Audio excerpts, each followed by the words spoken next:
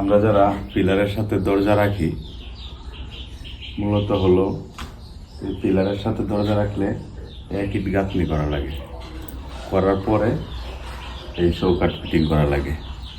এখন আমরা যেহেতু গাঁথনি করি নাই তার জন্য এই ক্লাম দেওয়া লাগছে, কারণ এই পিলারটার মধ্যে এই গ্রুপ করলে পিলারের শক্তি কমে যাবে, এই কারণে এই ক্লামটি দেওয়া লাগছে। আর মূলত এই ক্লামটি দেওয়ার আরেকটা উদ্দেশ্য হলো এই সবসময় যে ক্লামটি আমরা আগে ব্যবহার করতাম 1 ইঞ্চির মধ্যে 3টে তার কাটা মারা লাগে।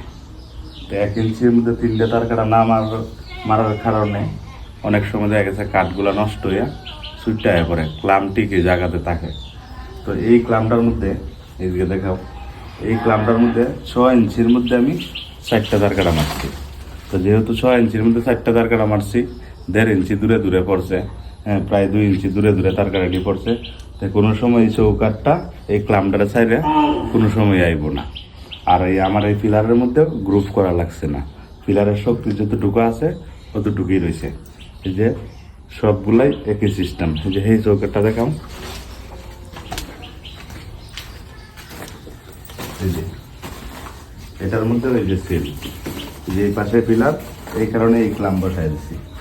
আর যেহেতু এই যে ওয়ালের সাইড, এটা ওয়ালের সাইড, এটার মধ্যে এই যে এটা যেহেতু ওয়ালের সাইড, এটার মধ্যে আমরা ক্লাম বানায় তারপরে বসাই দিচ্ছি। আর এই যে এদিক দিয়ে কুবলা আছে, কুবলা থাকার কারণে আমরা এই যে এইভাবে বসাই দিচ্ছি, কারণ এভাবে বসাই দিলে স্টিল তার কাটা মারলে কোনো সময় তার কাটাটা জং করবো না, আর ক্লামটিও কোনো সময় ছুটবো না।